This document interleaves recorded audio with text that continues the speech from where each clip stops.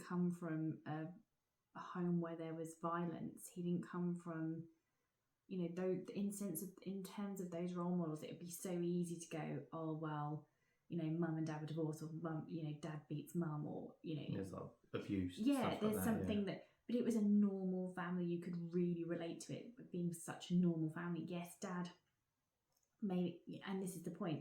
Parents definitely had a role to play. They thought he was safe. They bought him a computer. They didn't monitor it. They didn't have any idea like what he was up to.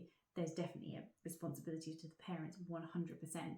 And looking at, like, they had a loving relationship, mum and dad. They weren't showing him, you know, dad wasn't showing violence or even being derogatory or misogynistic towards mum. He had a sister as well who he seemed to get on okay with. So, and I can't say I saw, as a relationship coach, any difference in the way that the sister was being treated versus the, but we didn't go into a lot of that, but you know, you didn't kind of get that impression. And yet this still occurred, and this is what the program does so brilliantly, is to sort of say this could happen to any of us if we don't sort of wake up and switch onto this. Dad, you talk about emotional intelligence, but emotional regulation.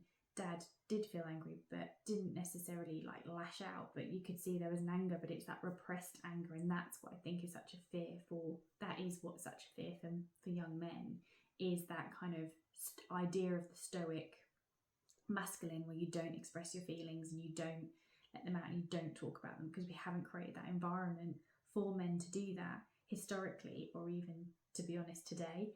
That's a big problem. Yeah, I think it's as well,